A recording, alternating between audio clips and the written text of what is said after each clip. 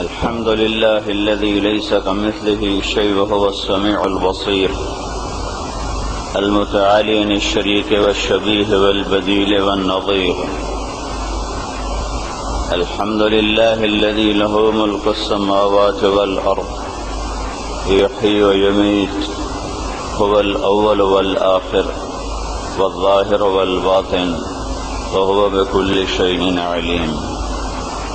الحمد لله الذي لا نحصي ثناء عليه وهو كما أثنى على نفسه، وأشهد أن لا إله إلا الله وحده لا شريك له، وأشهد أن سيدنا ومولانا محمدا عبده ورسوله أرسله بالحق بشيرا ونذيرا وداعيا إلى الله بإذنه وسراجا منيرا، صلى الله تعالى عليه وعلى آله وعلى أصحابه وبارك وسلم تسليما كثيرا كثيرا.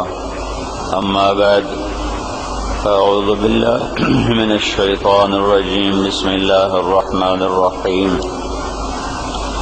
يا أيها الذين آمنوا كتب عليكم الصيام كما كتب على الذين من قبلكم لعلكم تتقون. وقال النبي صلى الله تعالى عليه وسلم: من صام رمضان إيمانا واحتسابا غفر له ما تقدم من ذنبه. وقال النبي صلى الله تعالى عليه وسلم: من قام رمضان إيمانا واحتسابا غفر له ما تقدم من ذنبه. وقال النبي صلى الله تعالى عليه وسلم: إن الله بعثني كافة للناس رحمة فأدوا عني، او كما قال صلی اللہ تعالی علیہ وسلم. میرے محترم بھائی اور دوستو، رمضان المبارک کو اللہ تعالی نے ہدایت کا مہینہ بنایا ہے، ایمان کے وجود میں آنے اور ہدایت کے پھیلنے کا مہینہ بنایا ہے. اللہ کے خزانوں میں ایمان سب سے بڑی دولت ہے، ہدایت سب سے بڑی نعمت ہے. من یرد اللہ بہ خیرا یفقہہ فی الدین، جس سے اللہ خوش ہوتا ہے اور بھلائی کا ارادہ کرتا ہے اسے اللہ تعالی دین کی سمجھ عطا فرماتا ہے، ہدایت کا نور عطا فرماتا ہے. دنیا اللہ تعالی جسے پسند کرتا ہے اسے بھی دیتا ہے، جسے ناپسند کرتا ہے اسے بھی دیتا ہے. من کان یرید الحیات الدنیا وزینتها، جو ہم سے صرف دنیا اور یہ مٹ جانے والا سودا اسی کے طلبگار ہوتے ہیں، اسی کی زیب و زینت کے طلبگار ہوتے ہیں، نوفی الیہم اعمالہم فیہا وہم فیہا لا یبخسون، ہم انہیں دنیا دے دیتے ہیں، بہت زیادہ دے دیتے ہیں اور اس میں کوئی کمی بھی نہیں کرتے، لیکن اولئک الذین لیس لہم فی الآخرۃ الا النار وحبط ما صنعوا فیہا وباطل ما کانوا یعملون، لیکن موت کے بعد ان کے لیے جہنم کی آگ کے سوا کچھ نہیں، اور جو کیا کمایا سارا بیکار چلا گیا. تو اللہ تعالیٰ کے خزانوں میں ہدایت سب سے بڑی دولت ہے، سب سے بڑی نعمت ہے، اور ہدایت کے لیے اللہ نے رمضان کے مہینے کا انتخاب فرمایا. جتنی آسمانی کتابیں ہیں ان کو اللہ تعالیٰ نے رمضان المبارک میں اتارا، جتنے چھوٹی کتابیں ہیں صحیفے ان کو بھی اللہ تعالیٰ نے رمضان المبارک میں اتارا. ہمارے نبی پاک صلی اللہ علیہ وسلم کو نبوت بھی اللہ تعالیٰ نے رمضان المبارک میں عطا فرمائی. نبی تو پیدائشی ہی نبی ہوتا ہے، اس کا جو ظہور ہوا وہ رمضان المبارک میں ہوا.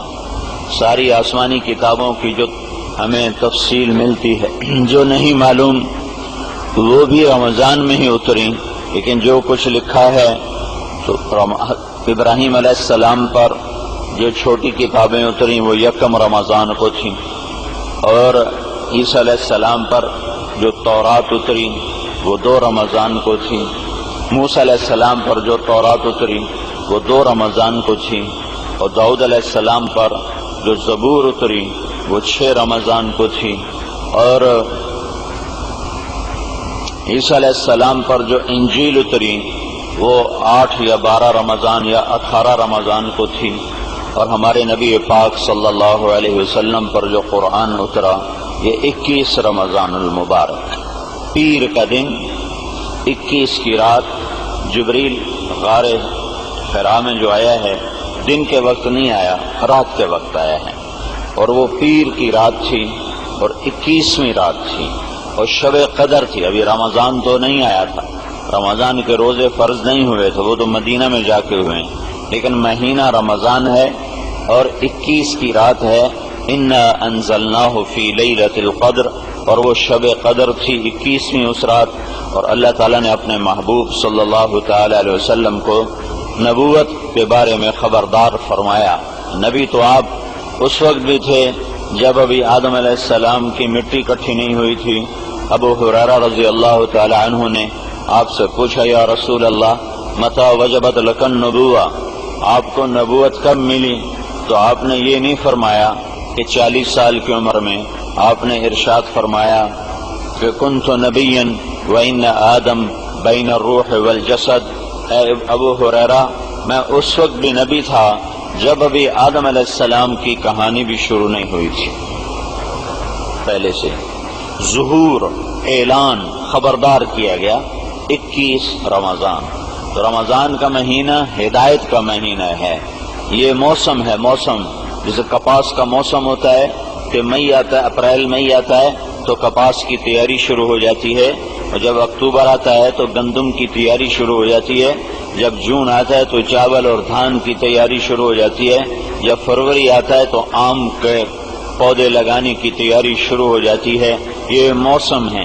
جب عید آتی ہے تو تاجروں کا موسم آ جاتا ہے، دونوں عیدیں تاجروں کا موسم ہے کہ وہ اس میں لوگ خریداری کرتے ہیں تو اپنا سامان تیار کرنا شروع کرتے ہیں۔ جب گرم ہوائیں چلتی ہیں تو پتلا کپڑا بنانے والے اپنی تیاری شروع کرتے ہیں کہ اب ہمارا پتلا کپڑا فروخت ہوگا۔ جب سرد ہوائیں چلتی ہیں تو موٹے کپڑے کا سٹاک رکھنے والے وہ تیاری کرتے ہیں کہ اب ہمارا موسم آ رہا ہے، اب ہمارا کپڑا فروخت ہوگا۔ رمضان یہ ہدایت کا موسم ہے، رمضان یہ ہدایت کا موسم ہے، یہ دعوت کی محنت کا موسم ہے کہ نبیوں کو پیغام دعوت جو ملا وہ رمضان میں ملا، اور جو اس امت کے لیے پہلا معرکہ جس میں اللہ نے اپنی مدد کو واضح کر کے دکھایا وہ بھی رمضان تھا۔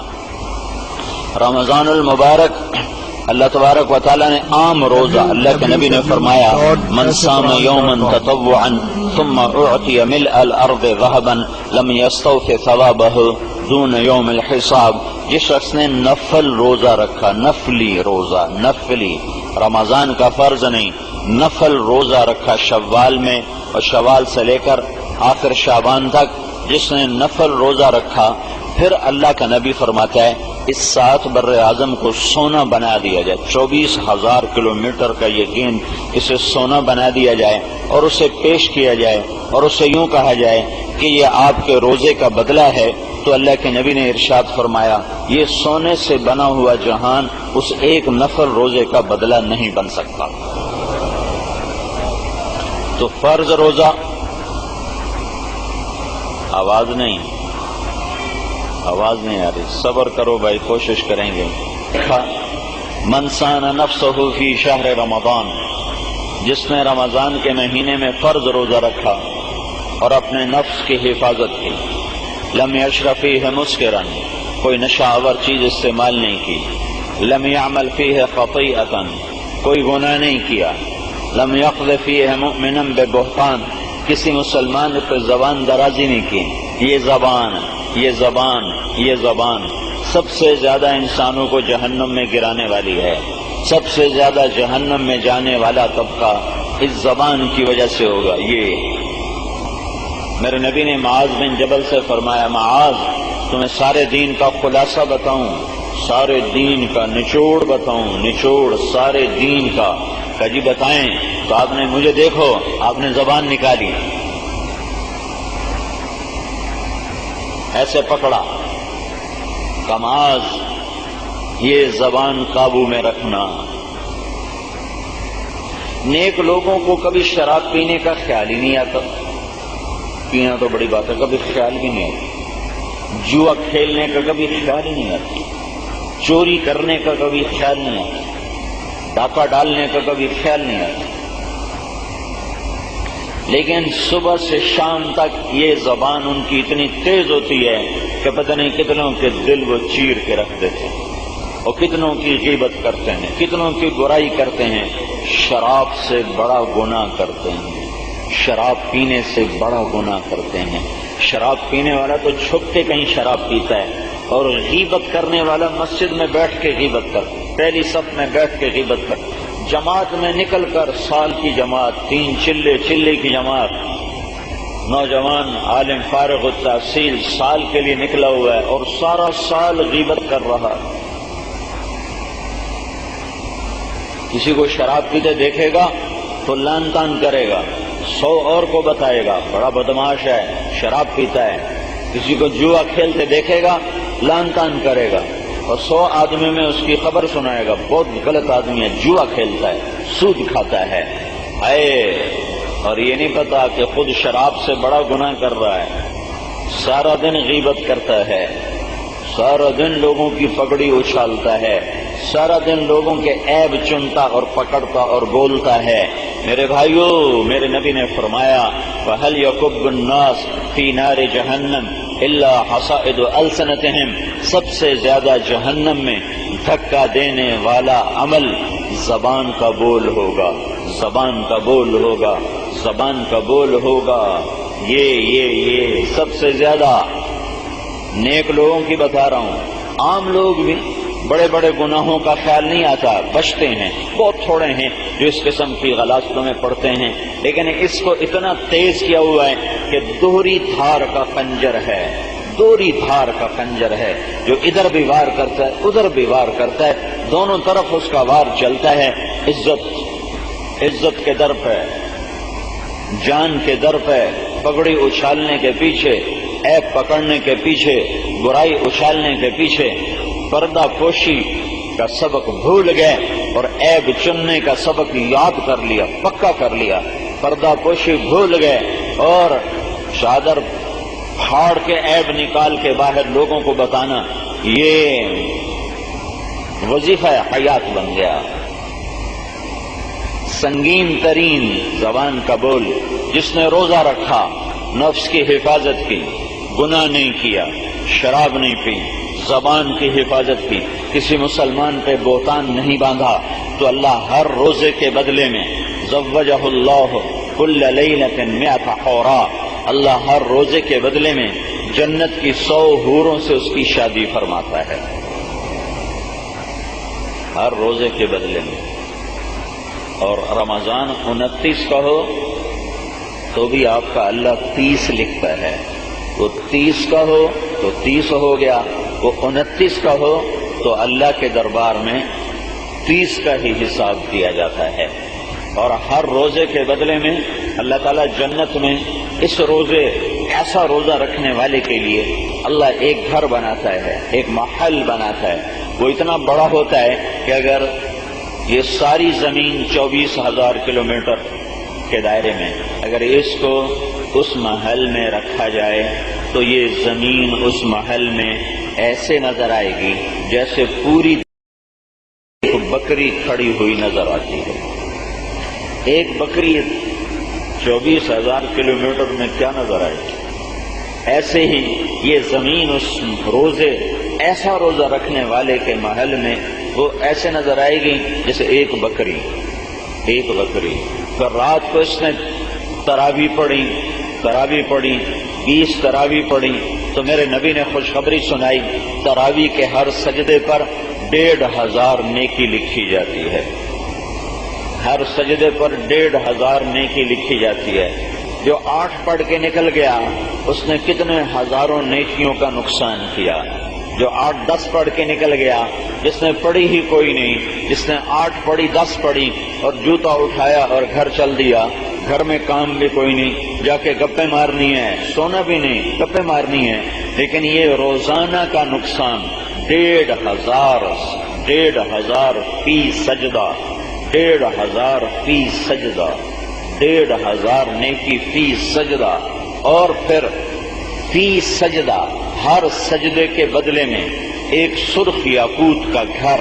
کتنا بڑا ہوگا؟ 2 کنال 4 کنال؟ نہیں، ہر سجدے کے بدلے میں ایک سرخ یاقوت کا گھر جس کے 60,000 سونے چاندی کے گیٹ ہوں گے، بڑے دروازے. جس گھر کے 60,000 دروازے ہوں وہ گھر کتنا بڑا ہوگا؟ 60,000 جس گھر کے دروازے ہوں وہ گھر کتنا بڑا ہوگا؟ پھر ہر سجدہ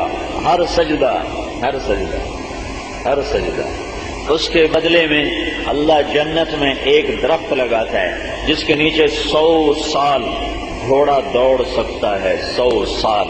یہ 1 گھنٹے کی کمائی ہے، 1 گھنٹے کی کمائی. 20 تراویح صبر کے ساتھ ادا کی. دن میں روزے کا صبر، رات کو تراویح کا صبر. اس کا یہ صبر من قام رمضان، من صام رمضان، جس نے دن میں روزہ رکھا، رات کو تراویح کی نماز میں کھڑا ہوا. ہمارے تو حافظ بڑا تیز پڑھتے ہیں، وہ تو گھنٹے میں 100 ساری منزل کھینچ کے وہ مارتے ہیں. ہمارے ملک میں شوق سے پڑھنے کا دستور کوئی نہیں، نہ شوق سے سننے کا دستور ہے نہ شوق سے پڑھنے کا ہے. کہ عام طور پر پڑھنے والے حافظ ہیں جنہیں پتہ نہیں میں کیا پڑھ رہا ہوں، اور سننے والے کو نہیں پتہ کہ میں کیا سن رہا ہوں. لہذا وہ یہ مقابلہ ہوتا ہے، اوس مسجد چلو وہ جلدی پڑھ دیندا، جلدی فارغ کر دیندا. اتھے چلو وہ تیز گاؤں میں، اتھے جلدی ویلا ہو جانا. تو پھر وہ ایسے ڈھونڈتے ہیں کہ جہاں وہ جلدی پڑھا کے ویلا کر دے گئے. اور کچھ مسجدوں میں علم ترى کیف بھی شروع ہوتا ہے. یہ تراویح کی توہین ہے، یہ اتنے بڑے خوبصورت عمل کی ناقدری ہے کہ سال میں 1 دفعہ بھی اللہ کا پیغام نہیں سن سکتے. ایک دفعہ سارے سال اپنے عشاء کے بعد سو جاؤ، اللہ کا کوئی مطالبہ نہیں. مہینے میں 1 دفعہ اللہ تعالیٰ فرماتا ہے آجا اور 20 تراویح مجھے سنا، میرا قرآن سن، میرا کلام سن. حضرت علی کا فرمان ہے جب میرا جی چاہتا ہے کہ میں اللہ سے بات کروں تو میں نماز پڑھتا ہوں. جب میرا جی چاہتا ہے میں اللہ سے بات کروں میں نماز پڑھتا ہوں. جب میرا جی چاہتا ہے کہ اللہ مجھ سے بات کرے تو میں قرآن پڑھتا ہوں.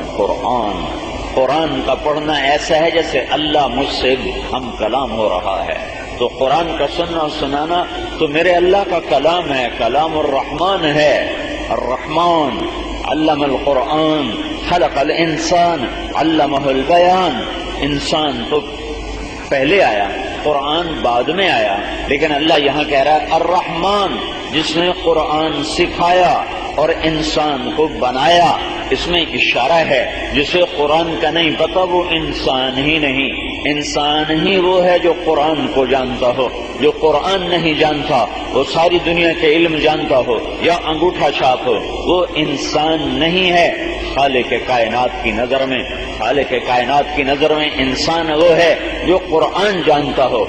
علم القرآن خلق الانسان علمہ البیان. قرآن پہلے انسانیت بعد میں، کہ انسانیت کو قرآن سکھاتا ہے. قرآن نہ ہو تو انسانیت ہے ہی نہیں، درندگی ہے، حیوانیت ہے. تو میرے بھائیو، اللہ تعالیٰ نے رمضان کو ہدایت کا سیزن بنایا. پہلا بدر کا معرکہ رمضان میں ہوا، اور دعوت کی محنت جو 13 سال پہلے چلی اور اس میں رگڑائی پسائی اور پس کے سرما بن گئے اور جل کے کندن بن گئے. تو اللہ تعالیٰ نے اس کو یوم الفرقان قرار دیا. اور اذ تستغیثون ربکم فاستجاب لکم انی ممدکم بألف من الملائکۃ مردفین. اللہ تعالیٰ نے ان کی دعاؤں پر یہ 313، وہ 1000، یہ 2 گھوڑے، وہ 300 گھوڑے، یہ 8 تلواریں، وہاں 700 تلواریں، یہ 60 اونٹنیاں، وہاں سارے سوار، یہ سارے یہ کوئی آپس میں مناسبت ہی کوئی نہیں، کوئی طاقت کا توازن کوئی نہیں. تو بدر رمضان میں قائم ہو. 17 رمضان المبارک، 17 رمضان اور جمعہ کا دن اور صبح کے وقت اور ساری رات شب جمعہ میرے نبی نے اللہ سے مانگ کے رو کے گزاری، اور صحابہ نے مانگ کے رو کے گزاری. اور میرا اللہ کہتا ہے جب تم مجھے پکار رہے تھے اور پھر میں نے لبیک کہا کافر 1000 آ رہے تھے تو میں نے 1000 فرشتے تمہاری مدد کے لیے اتار دیے. فرشتہ تو ایک بھی کافی ہوتا ہے. وما جعلہ اللہ الا بشرا ولتطمئن بہ قلوبکم، یہ میں نے صرف تمہیں مضبوط کرنے کے لیے، تمہیں بشارت دینے کے لیے 1000 اتارے، ورنہ ایک جبریل کافی تھا. ہوا کا جھونکا آیا تو حضرت علی نے پوچھا یا رسول اللہ یہ کیا ہوا ہے؟ تو آپ نے فرمایا علی یہ جبریل 500 فرشتے لے کر آ گیا. پھر دوسرا ہوا کا جھونکا آیا تو حضرت علی نے پوچھا یا رسول اللہ یہ کیا ہوا؟ تو آپ نے فرمایا یہ میکائیل 500 فرشتے لے کر آ گیا. 1000 فرشتے خوشخبری کے لیے، بشارت کے لیے، دلاسے کے لیے، ڈھارس بنانے کے لیے، ورنہ فرشتوں کے بغیر بھی اللہ سب کچھ کر سکتا ہے. ایک ہی اتار دے تو کافی ہے. رمضان میں ہوا یوم الفرقان، یوم التقى الجمعان، جب دونوں فریق آمنے سامنے، اور رمضان کا مہینہ اور شب جمعہ، اور میرے نبی نے مانگ مانگ کے اللہ کو منایا. ان تہلک هذه العصابة فلن تعبد. بدر والوں کے لیے کتنی بڑی گواہی ہے، کتنی بڑی گواہی ہے. اور دینے والا کون ہے؟ محمد مصطفیٰ صلی اللہ علیہ وسلم، کہ میرے مالک تو نے انہیں ہلاک کر دیا تو تیرا نام لینے والا کوئی نہ رہے گا. ہائے ہائے، یہ ہیں سبب. یا اللہ یہ دنیا دار الاسباب ہے، یہ وہ لوگ ہیں جو تیرے نام کو زندہ کریں گے. دیزان نے کبھی یورپ کے کلیساؤں میں، کبھی افریقہ کے تپتے ہوئے صحراؤں میں شان آنکھوں میں نہ جچتی تھی جہاں داروں کی، کلمہ پڑھتے تھے ہم چھاؤں میں تلواروں کی. یہ وہ ہیں میرے مولا، اگر تو نے انہیں ہلاک کر دیا تو تیرا نام لینے والا کوئی نہ رہے گا. یہ 313 ایسے پاکیزہ نفوس تھے. بدر رمضان میں ہوا اور اللہ تعالیٰ نے فرشتوں کو اتارا اور ان کی واضح شکست ہوئی. 70 مارے گئے، 70 گرفتار ہوئے. فتح مکہ رمضان میں ہوا اور میرا نبی جو خوف زدہ ہو کے نکلا تھا 8 سال پہلے، اور مکے کو بڑی حسرت سے دیکھ کر فرمایا تھا ما اطیبک من بلد واحبک الی لولا ان قومی اخرجونی منک لما سکنت غیرک. اے مکہ تو مجھے کتنا محبوب ہے، اگر میری قوم نہ نکالتی میں تمہیں چھوڑ کے کبھی نہ جاتا. تو میرے اللہ نے کہا ان الذی فرض علیک القرآن لرادک الی معاد. جس رب نے تیرے اوپر قرآن اتارا ہے وہ تجھے ایک دن مکے میں عزت کے ساتھ لائے گا، فاتح بنا کے لائے گا. تھوڑا صبر کر، تھوڑا انتظار کر. 8 سال کے بعد یہی رمضان تھا، یہی رمضان کا مہینہ تھا، اور میرا نبی فاتحانہ 10,000 کے لشکر کے ساتھ مکے میں داخل ہوا. خالد بن ولید ایک لشکر لے کر چلے، پیچھے ابو ذر غفاری ایک لشکر لے کر چلے، پیچھے بریدہ بن حصیب ایک لشکر لے کر چلے، پیچھے بنو اسلم ایک لشکر لے کر چلے، پیچھے معبد بن خالد الجہنی ایک لشکر لے کر چلے، پیچھے نعمان بن مقرن ایک لشکر لے کر چلے، اور پیچھے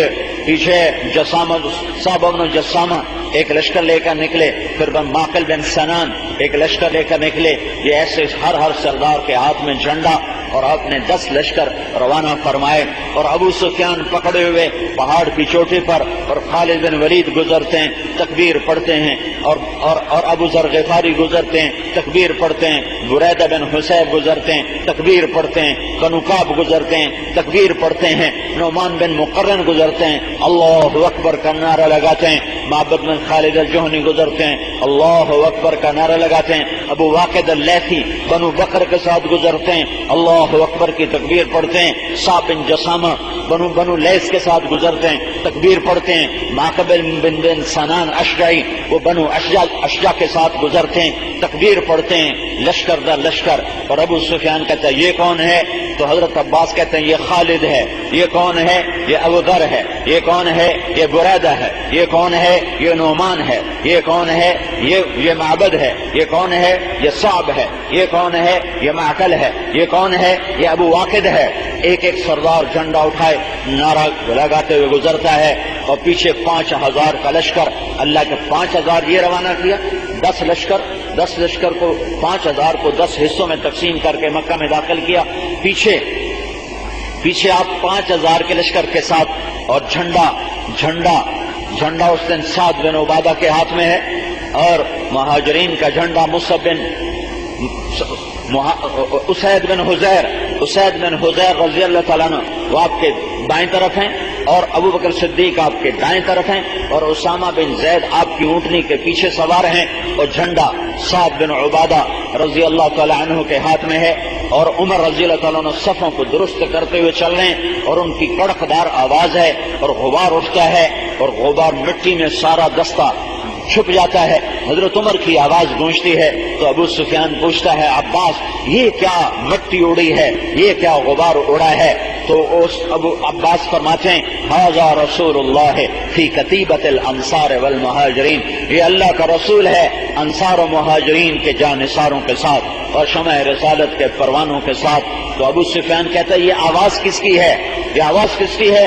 تو اس پر عباس فرماتے ہیں یہ عمر ہے جس کی آواز آ رہی ہے صفوں کو درست کرتے ہوئے. وہ کہنے لگا واہ واہ بنو عدی حضرت عمر کا قبیلہ چھوٹا سا ہے, بنو عدی بھی اتنے بڑے بن گئے کہ آج لشکروں کو ترتیب دینے لگ گئے. پھر اللہ کے رسول کی سواری گزری, سعد بن عبادہ گزرے, جھنڈا ہاتھ میں, زور سے تکبیر پڑی کالیوم یوم الملحمہ اليوم تستحل الحرمہ. ابو سفیان آج کا دن خون بہانے کا دن ہے, آج حرم کی حرمت اٹھا لی جائے گی. ابو سفیان کہنے لگا عباس میں نے بڑے بڑے بادشاہوں کا جاہو جلال دیکھا تو تیرے بھتیجے جیسا جاہو جلال میں نے آج تک نہیں دیکھا. تو عباس کہنے لگے ابو سفیان تیری عقل میں کب آئے گا, یہ بادشاہی نہیں, یہ جاہو جلال نہیں, یہ نبوت ہے اور شان نبوت ہے, یہ نبوت ہے اور شان نبوت ہے, یہ بادشاہی نہیں ہے, یہ بادشاہی نہیں ہے. تو اللہ کے رسول گزرے تو آپ کے دائیں طرف ابو بکر تھے, بائیں طرف اسید بن حضیر تھے, اونٹنے پر